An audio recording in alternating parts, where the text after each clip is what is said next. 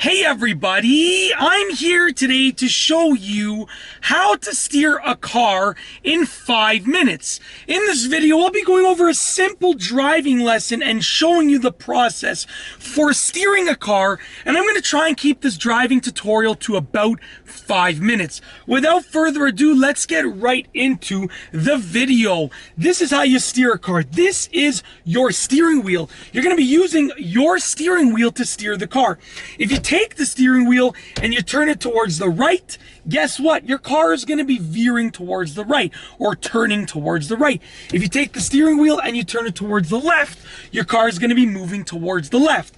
Now you should generally keep your hands equidistant from the top center of the steering wheel. Meaning here's the top center of the steering wheel. You want to keep your hands roughly the same distance apart from the top center. If you can imagine your steering wheel as an analog clock, you have 12 o'clock on the top, and I would recommend keeping your hands at the 10 o'clock and 2 o'clock position. My left hand from the 12 o'clock will move to the left to the 10 o'clock position. My right hand from the 12 o'clock position will move to the right to the 2 o'clock position. 10 and 2. Very simple. Now this is how you actually steer the car. I'm going to just start driving right now. Let's put the car in drive, make sure that the parking brake is off, and let's move forward. All right, so we're going to steer the car. Now, the key factor is predicting and estimating how much to turn the wheel, because there are many types of turns and different maneuvers that you'll be doing with the steering wheel. Some of them will only require you to turn the wheel a bit, and others will require you to turn the wheel much more. For instance, if I was just pulling over, I would signal, check my mirrors, check my blind spot, and so forth, but I would just steer slightly towards the curb, just like that, and then straighten the wheel out now that I'm at the curb, beside the curb. But if I was to pull away from the curb, I'm steering slightly away from the curb, just like this. Just a little bit of a turn away from the curb, and that's how you pull over and pull away from the curb.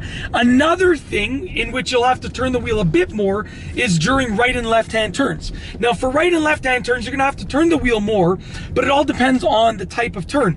Some turns will require you to turn the wheel a lot. Other turns will only require you to turn the wheel a bit. Check out this left hand turn right here. I'm doing my mirror checks, signaling, doing my blind spot check. Now I'm gonna turn, and as you can see, I've turned the wheel about 75% of a full turn, and now I'm releasing it. So that's how you steer for a turn. Now some turns will only require you to turn the wheel 50%. Other turns will require you to turn it like a full turn, 100%. It all depends on the turn. I'm gonna make another left-hand turn over here. I'm doing all of my safety checks. Now, as you can see, turning the wheel about 65% of a turn and releasing it.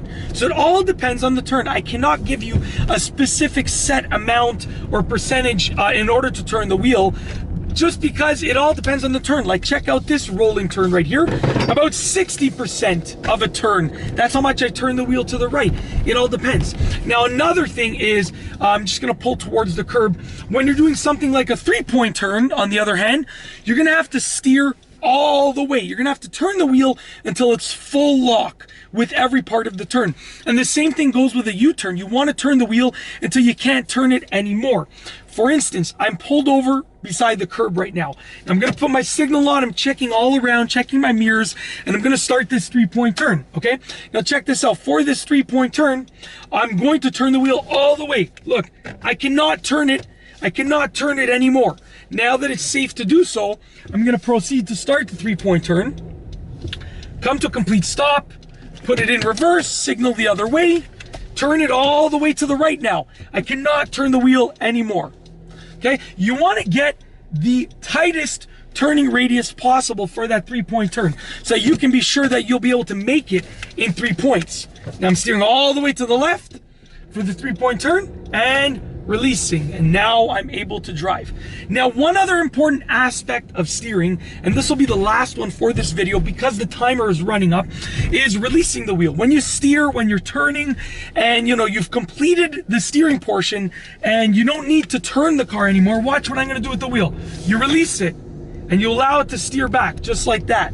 Now this will work if you are moving. If you're moving the car, your car will most likely, the wheel will most likely turn itself back.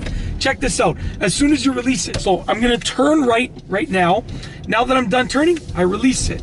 and it's turning back by itself. I'm using, I'll just pull over to finish this video. I'm using some pressure on my hand to add some resistance to the wheel. And I'm sorry about this lighting right here, but that's basically it. In this video, I've gone over the basics for steering a car, and I've tried to keep it to around 5 minutes. If you like the video, be sure to give it a thumbs up. Let me know what you think down below as a comment, and of course, be sure to subscribe for more great car and driving videos just like this one. And that's all I have for you today. Thanks for watching.